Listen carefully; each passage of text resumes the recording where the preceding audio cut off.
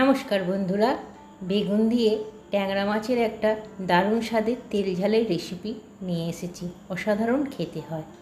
এখানে আমি একটা মাঝারি সাইজের বেগুন নিয়ে নিয়েছি। এগুলো ছোট ছোট টুকরো করে প্রথমে ভালো করে ভেজে নেব। নুন আর হলুদ দিয়ে যেমনভাবে বেগুন ভাজা হয় সেইভাবে ভেজে নেব।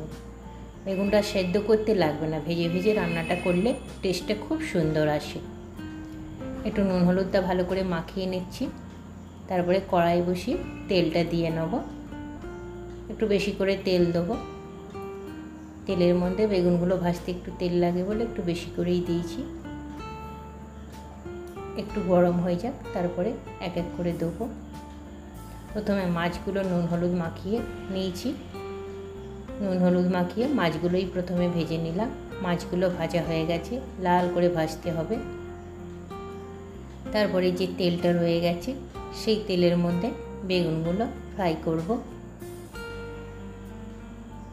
বেগুন আর মাছ ভাজা হয়ে যাবে, বিশেষ কিছু করতে হবে না। তারপরে শুধু মশলাটা কষলেই দারুণ স্বাদের তরকারিটা রেডি হয়ে যাবে। যেভাবে বেগুন ভাজি একদম সেইভাবেই ভেজে ভেজে করতে হবে।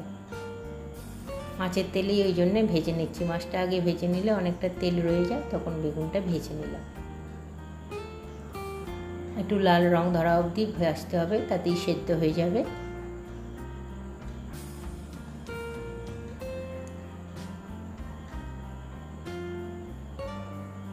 আর একটু ভাজবো,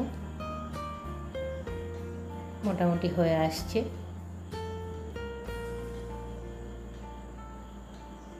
বেগুনগুলো হয়ে গেছে ভাজা। এরপরে কড়াইয়ের মধ্যে দুটো মোটা সাইজের লঙ্কা ফোড়ন দেবো। তারপরে একটা ছোট টমেটো দেবো। এটাকেও একটু লাল করে ভেজে নেব। একটু সেদ্ধ সেদ্ধ করে ভেজে এটাকেও বেগুনের সঙ্গে তুলে রাখবো সাইড করে। একসঙ্গে রেখে দিয়েছি। এবার অল্প কড়াইয়ে তেল আছে, তাতে একটু কালো জিরে দিয়েছি। আর তেল দেবো না, বেগুন থেকে অনেক তেল বেরিয়ে যাবে, সেই জন্য আর তেল দিচ্ছি না। কালো জিরের ভাজার গন্ধ বেরোলে আমি এখানে জিরে আর শুকনো লঙ্কা আর কাঁচা লঙ্কা বেটে রেখেছি। ঝালটা স্বাদ মতন দিতে হবে। জিরেটা শিলে বাটলে ভালো হয়, এমনি গুঁড়ো জিরেও দেওয়া যায়। শুকনো লঙ্কা কাঁচা লঙ্কা দিয়ে বেটে একটু জলে গুলে দিয়ে দিলাম। অল্প এক চিমটে হলুদও দেওয়া আছে। এরপরে মশলাটা কষতে থাকছি।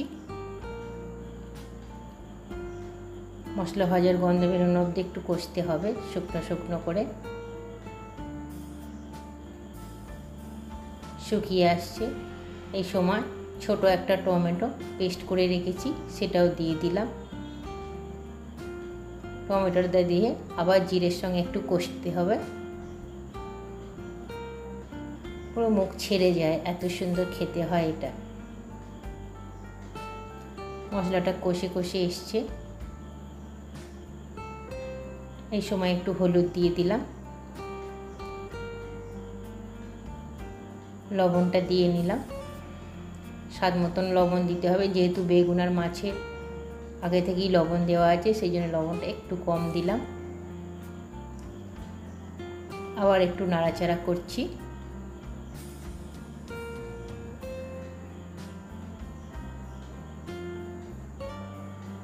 পুরো শুকিয়ে এসছে, টমেটোর গ্রেভিটাও মরে গেছে। একটু রস রাখার জন্য একটু জল দিতে হবে। বাটিটা ধুয়ে অল্প একটু জল দিলাম, মশলার বাটিটা। তারপরে আর একটু জল দেবো। এই জলটা শুকিয়ে গেলে আর একটু জল দেবো, তাহলে রস হলে খেতে ভালো লাগবে। ভাত দিয়ে মেখে খেতে খুব ভালো লাগে। মোটামুটি শুকিয়ে শুকিয়ে আসছে। তারপরে আবার একটু জল দিতে হবে। এই সময় ছোট বাটির এক বাটি জল দিয়ে নিলাম।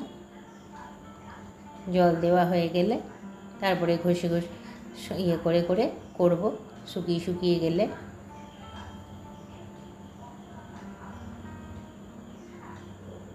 জল দেওয়া হয়ে গেছে। একটু ফুটে উঠুক, শুকিয়ে এসছে। এই সময় 3-4টে কাঁচা লঙ্কা চিড়ে দিয়ে দিলাম। আর বেগুন টমেটো যেটা কষে রেখেছিলাম দুটো লঙ্কা দিয়ে, সেটাও দিয়ে দিলাম। বেশিক্ষণ লাগবে না, শুধু রসটার সঙ্গে মিশিয়ে দিতে হবে। বেগুন তো সেদ্ধ হয়ে আছে। আর ওপর থেকে মাছগুলো দিয়ে দিতে হবে। বাস হয়ে গেল। একটু মাছগুলো নাড়াচাড়া করে নিতে হবে।